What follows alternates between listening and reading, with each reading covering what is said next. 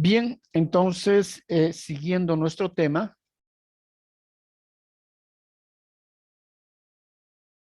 ahora veremos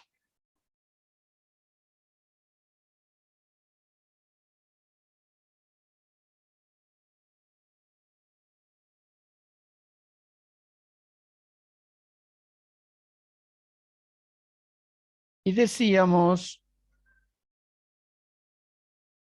cuán importante es trabajar estas proyecciones y que deben ser con una proyección en un horizonte de 5 años, ¿no? Y habíamos visto de dónde esa información estadística, cómo se obtiene la información estadística. Desde hace un año más o menos debe ser, o algo más, la Cámara Hotelera de La Paz ya ha digitalizado todos los partes diarios, entonces ya no necesitan llevar en físico a la Dirección de Turismo, sino que ya tienen, es decir, un software, un programa, donde cada hotel registra los ingresantes, los que permanecen y los huéspedes salientes, y de los ingresantes, lógicamente, con todos sus datos, edad, nacionalidad, profesión, ¿no? Entonces, eso ya se ha digitalizado y esa información, entonces, la Cámara Hotelera la maneja y también la información está direccionada a la Dirección de Turismo Departamental de La Paz y donde ellos seguramente que en el programa, ya mucho como está totalmente informatizado, entonces ya les debe dar, inclusive les va a dar mayor información, van a lograr teniendo digitalizado porque seguramente que inclusive se van a tener mayores cruces de variables en la información. Manejando la información digital es mucho más fácil poder direccionar a tener estudios, en este caso estadísticos, con mayor profundidad, y esto significa con el manejo de las variables, ¿no? De los cruces de las variables, entonces va a ser mucho más, más enriquecedor el resultado. No sé, no tengo todavía datos en Cochabamba, la Cámara Hotelera de Cochabamba ya debe tener digitalizado o no, pero de La Paz sí, de eso estoy seguro. Entonces, ese es un gran avance para que el resto de las cámaras departamentales tengan el medio más accesible y lógicamente que los hoteles, ¿no? Por eso decíamos, es fundamental también establecer el tipo y nivel de alojamiento. Ustedes han llevado legislación o ya han llevado el anterior semestre, ¿no? Sí, dice legislación turística. Legislación turística. ¿Cómo están clasificados, PAME? Porque hay un reglamento general, hay un reglamento de establecimientos de hospedaje. ¿Cómo están clasificados los establecimientos de hospedaje en Bolivia? Eso recién estamos avanzando en admin, pero son por categorías y por tipo. Ya, lo primero tenemos hoteles, ¿verdad? Sí. Ya, De hoteles, 1 a 5 estrellas. exactamente, de 1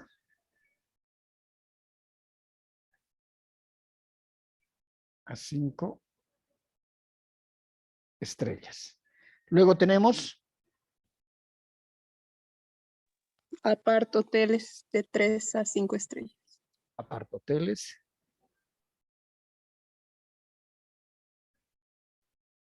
Este es de 1 a ¿cuánto?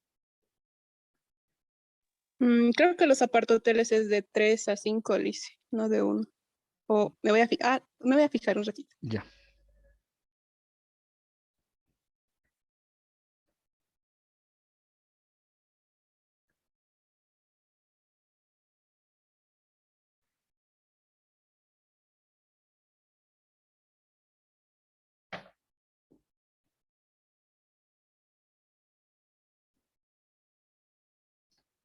Sí, de 3 a 5 estrellas es apartoteles. Entonces, ya han modificado porque estaba con, ya, entonces es,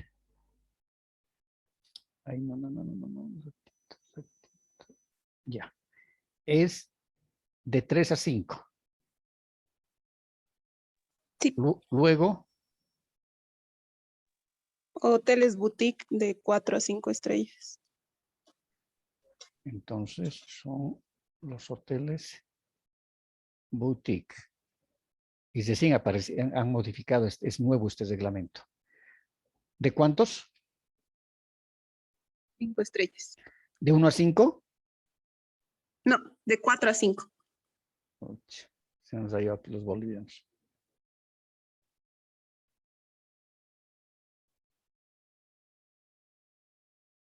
Ya. Hoteles boutique. Luego, Hoteles resort. hoteles resort. Claro, en este caso sería como, por ejemplo, el que hay en los Yungas, el Selva, ¿cómo es? El Resort Selva, ¿no ve? ¿Estos con cuántos son? 3 a 5 estrellas. 3 a 5 estrellas. Los apartahoteles, o perdón, los hostales, es otra categoría, ¿no? Sí, eso es de 1 a 5 estrellas.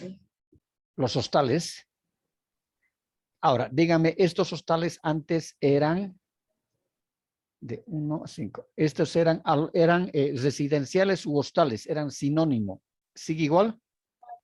Son Sí, residenciales hostales, pero Lice no son de 1 a 5, son de 1 a 3 nomás. Los hostales y residenciales. 1 a 3 estrellas, entonces. Ya, Sí.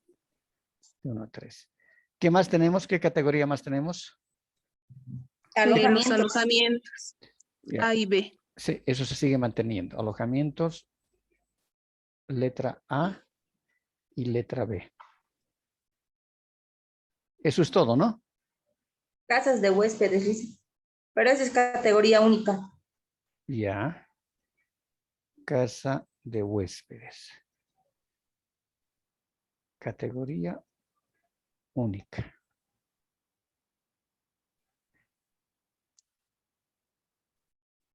Eso significa, por ejemplo, esta clasificación de establecimientos de hospedaje es nacional.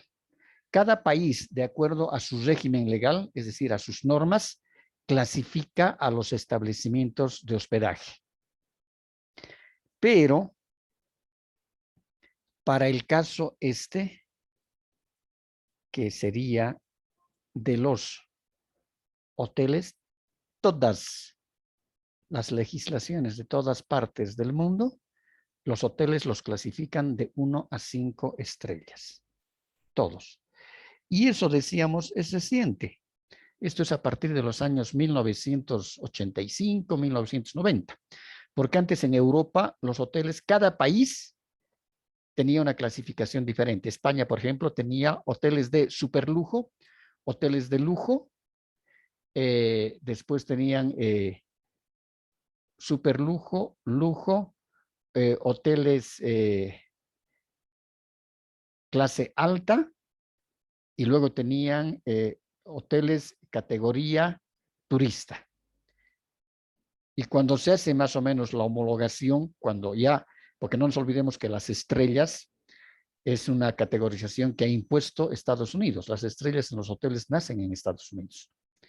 Entonces, hacen de alguna manera, quieren hacer, es decir, homologar, darle más o menos misma relación, y porque en toda Europa sí esa categoría se manejaba, hoteles categoría turista, porque era lo que más se vendía con los paquetes también.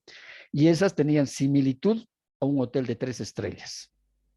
Se equiparaba a un hotel de 3 estrellas. Entonces, cuando los tour operadores tenían que elaborar los programas turísticos, ofrecían categoría de hotel, decía hotel categoría turista, y entre paréntesis le ponían 3 estrellas, ¿no? Entonces, esa ha sido la época de transición. Y como hemos visto, por ejemplo, ustedes ya han visto también aquí en Bolivia, hay una clasificación de establecimientos de hospedaje, ¿no? De acuerdo a la norma boliviana. es decir, al reglamento de establecimientos. En otros países, si ustedes hacen el análisis comparativo, ¿no? Utilizan inclusive otra categoría que es otro tipo de establecimientos que son villas turísticas, camping. Dentro del camping tenemos el camping organizado, el camping libre. En Estados Unidos, por ejemplo, el camping organizado es de 1 a 5 estrellas. Son campamentos de vacaciones, campamentos vacacionales, pero cuando son 5 estrellas tienen el mismo lujo que un hotel de 5 estrellas, solamente que son campamentos, ¿no? Entonces, esta relación es a lo que queremos llegar, es al tipo y nivel de alojamiento. Y esto va a influir también en el número de empleados. Es decir, un establecimiento, por ejemplo, un alojamiento A y B, según nuestra categoría, tendrá solamente que el administrador, que debe ser el dueño, y tiene el recepcionista, que es el que atiende la puerta, atiende la recepción, y atiendo a los, habrá uno en el día y otro en la noche, 2 turnos, y seguramente que ese mismo recepcionista, y habrá uno más que debe ser el que tiende las camas. Una mucama más, que hace las cebas, no hay más. Entonces, a veces hay alojamientos que tienen 20, 30, 40 habitaciones. Entonces tendrán uno o dos mucamas. En cambio, para el mismo número de habitaciones y de acuerdo a las estrellas o a la categoría, un hotel de 5 estrellas, imagínense, con 50 habitaciones, lógico que va a tener que tener los 3 turnos de los recepcionistas. El de la mañana, que entra de 7 a 3 de la tarde, el de la tarde de 3 a 11 de la noche, y el auditor nocturno de 11 a 7 de la mañana. Tiene que tener los 3 turnos. Después tendrán el número de mucamas de acuerdo al número de habitaciones y de camas. Ahora, si tienen restaurantes, también generalmente son un garzón cada 3 mesas, ¿no? Entonces, dependiendo de el tipo de categoría, ¿no? El nivel o categoría en los alojamientos va a influir en el número de empleados, y lo mismo también en los restaurantes, porque los restaurantes se categorizan en base a tenedores, ¿no? Lo mismo ocurre con el turismo de visitas, es decir, que se requiere un mayor número de guías para turismo de playa, por ejemplo, dentro del turismo marino, ¿no? Especializado. Por ejemplo, hay solamente en el caso de buceo, creo que máximo puede llevar un guía a 3 turistas a bucear, 3 o 4, no puede llevar más por el riesgo que puede representar. Entonces, ese tipo de actividades significa que necesitan mayor número de empleados.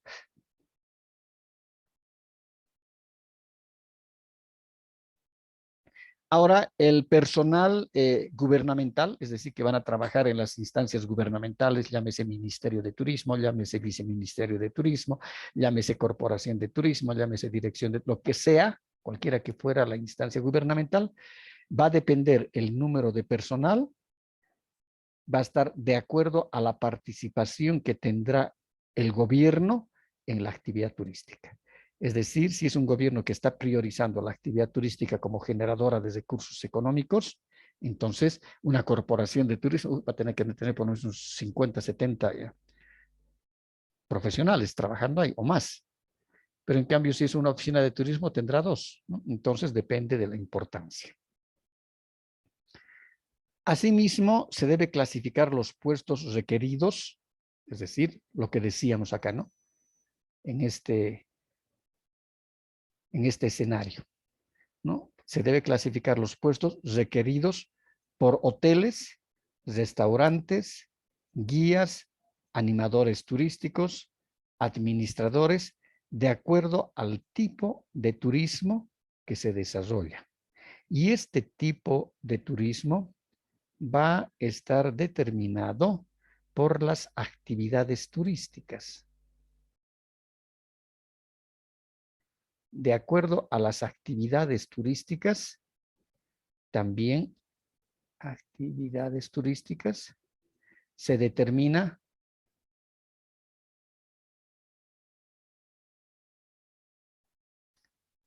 de acuerdo a las actividades turísticas,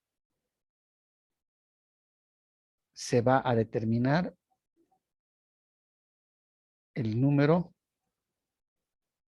de personal requerido. Es decir, en un destino turístico, a mayores actividades turísticas, va a haber mayor número de personal. Si en ese destino turístico solamente hay 2 actividades o 3 para hacer, entonces el número de personal también será de acuerdo a esas actividades. Pero si en el destino hay 10 actividades turísticas para hacer, entonces eso mismo va a significar de que va a haber mayor tiempo de permanencia que van a tener los turistas, y ese mayor tiempo de permanencia va a significar mayores fuentes laborales. Y el mayor número de fuentes laborales va a significar que vamos a requerir mayor personal calificado.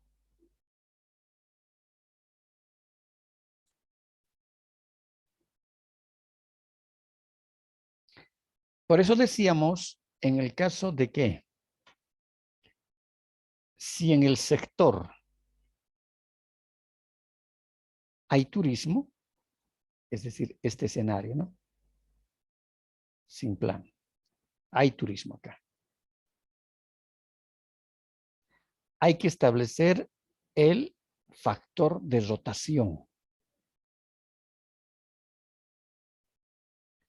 Y esta rotación va a estar determinada también por esto, por las actividades turísticas. Es decir, hay que ver si ese destino turístico recibe turistas fin de semana. Su temporada alta es el fin de semana. En ese caso serán turistas locales o nacionales seguramente. Ahora, si es un turismo, su temporada alta está determinada por la vacacionalidad, vacaciones en los trabajos, vacaciones en las universidades, vacaciones en los colegios, en las escuelas, etcétera, que ese es el comportamiento por lo general que tiene el turismo mundial, ¿no? Es decir, el mayor flujo de turistas a nivel mundial que salen de su país es en las vacaciones.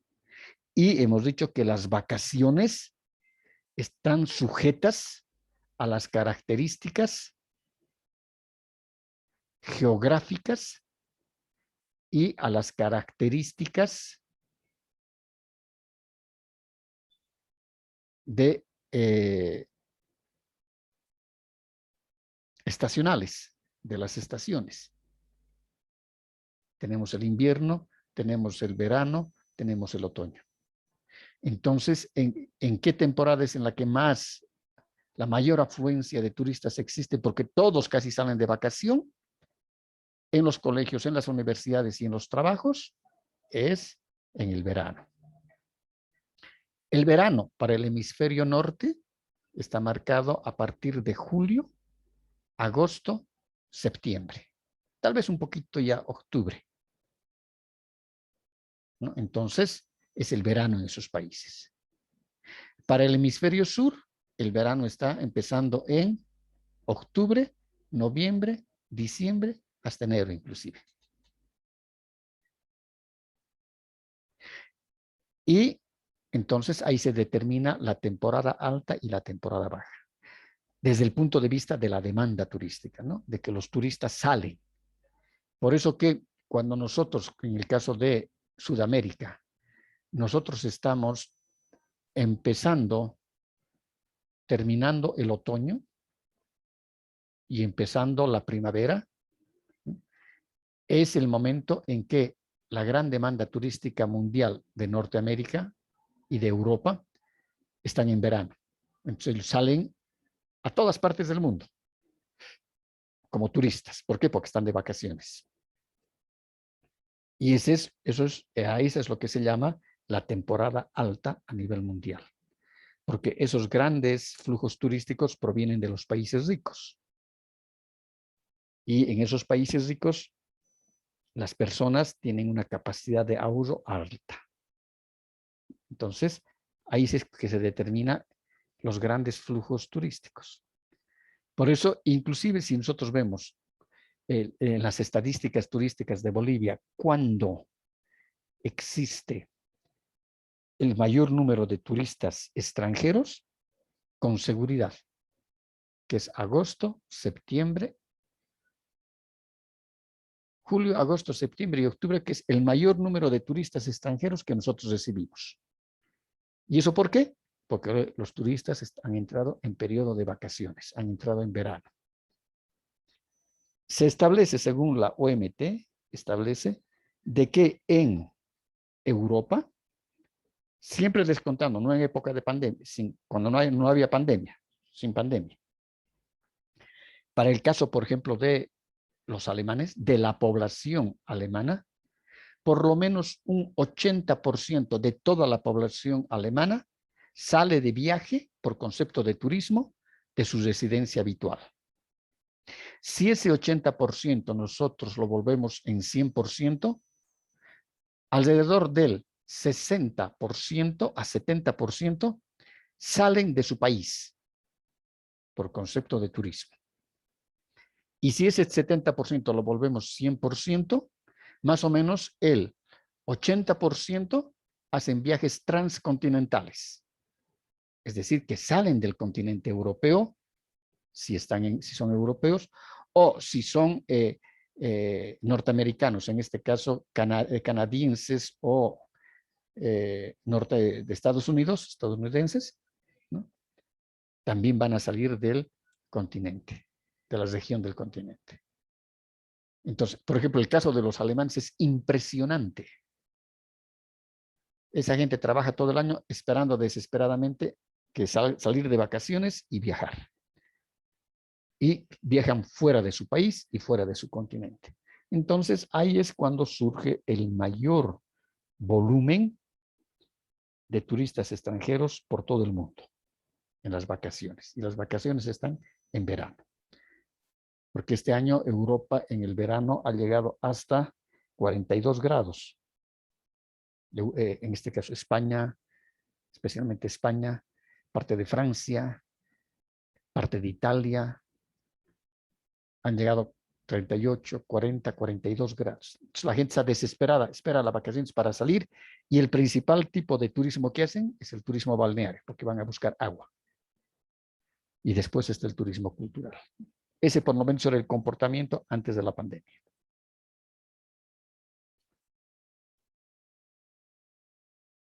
Entonces, es fundamental cuando decíamos si hay turismo en el sector, establecer el factor de rotación.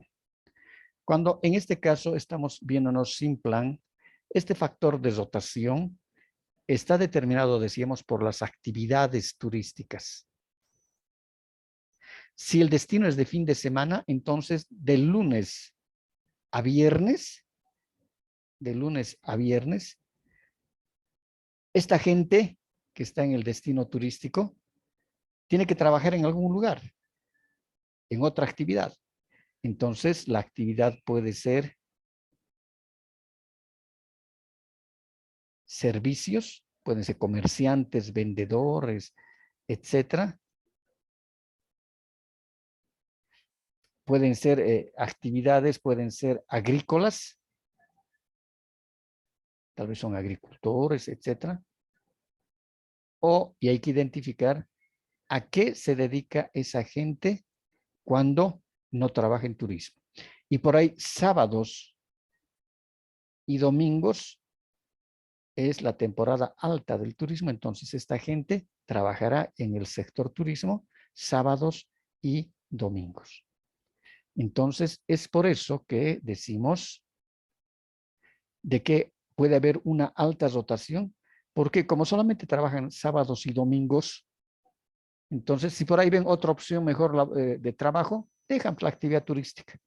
Por más que estén capacitados, estén entrenados, etcétera, se van a ir a buscar, si tienen un trabajo de lunes a sábado, por ejemplo, les pagan mejor, entonces a tener que trabajar, porque muchos solamente tal vez trabajarán sábado y domingo, y lunes a viernes estarán en sus casas.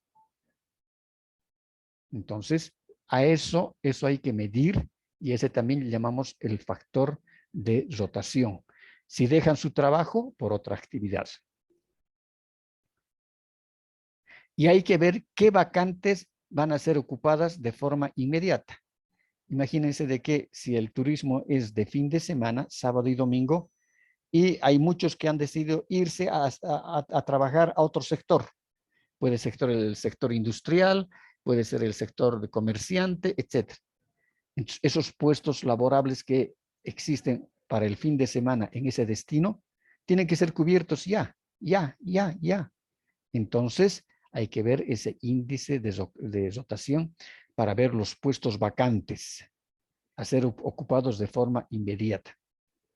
Si la rotación es alta, es decir, algunos trabajan en la actividad turística, esto en el Chapare hemos visto, por ejemplo, en Villa Tunari. Como es turismo de fin de semana, el del Chapare, el de Villa Tunari, la gente trabaja sábado y domingo, el resto se dedican a otra actividad. Entonces, el índice en este caso, de rotación es muy alta, porque sí, se los capacita a todos, pero no, trabajan 6 meses aquí, y después finalmente prefieren regresar o ir a la ciudad, en este caso al cercado, y buscan otra opción de trabajo. Ahora, ¿qué significa eso? Eso va a significar de que nosotros tenemos dentro del plan, acá, identificado en el diagnóstico, que es en esta parte, identificado en el diagnóstico esas características y estableciendo el nivel de rotación que existe en ese destino turístico, hay que capacitar, hay que formar a mayor número de personas. ¿Por qué? Porque el índice de rotación es muy alto. En algunos casos se veía, por ejemplo, cuando habían operadoras receptivas de turismo en Cochabamba, que ofertaban el destino turístico Villa Tunari, se llevaban desde acá a los cocineros, a los garzones, porque en Villa Tunari no encontraban. Los pocos que habían estaban trabajando en los restaurantes o en los hoteles. Y habían otros hoteles que no tenían personal, porque el hotel funcionaba solamente el fin de semana, de lunes a viernes vacío.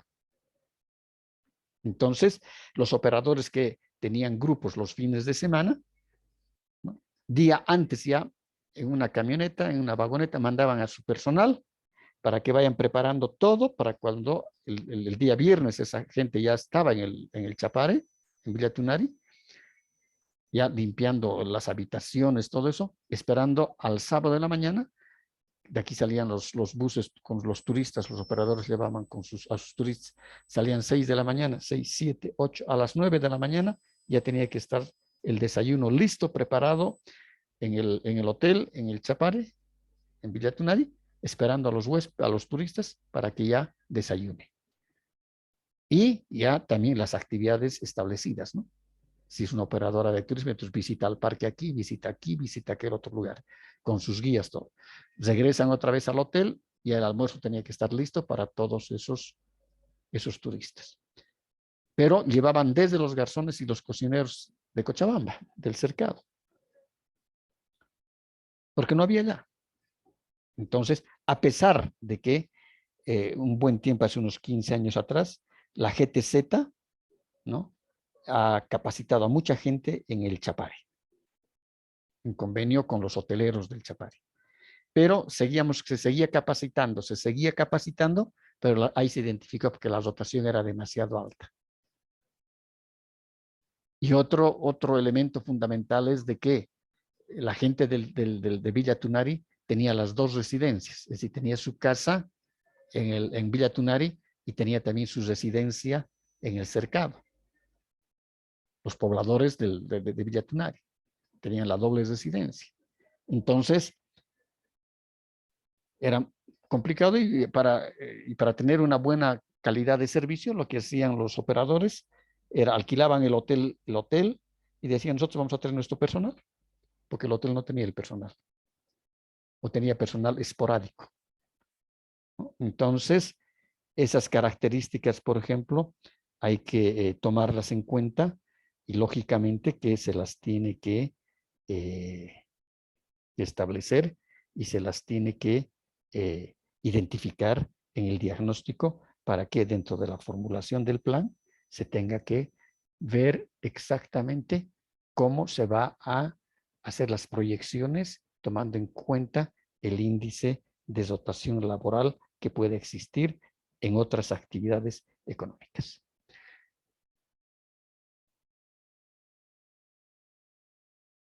¿Preguntas? Ninguna, Lice. Entonces, todo, Herminia, ¿todo claro? Pame, Sí, dice. ya. Entonces, nos vemos en las clases presenciales la próxima semana. Hasta luego, Lice. Hasta luego. Lice, una consulta. Sí. Tenía que dar examen oral, pero Ay, me dijo que iba a dar entre semana. sí. Póngame el mensajito, por favor, para que dé mañana, en la mañana. Pero Está bien, Lice. no le digo la hora, porque no sé. Está bien, Lice. Ya es que como tengo todavía, estoy preparando mi material de los módulos que estoy dando en las maestrías y me están exigiendo mucho en la ENI de Santa Cruz también. Entonces, mañana, por favor, póngame. Está bien, Lice. Ya, Alexia. Hasta luego. Listo.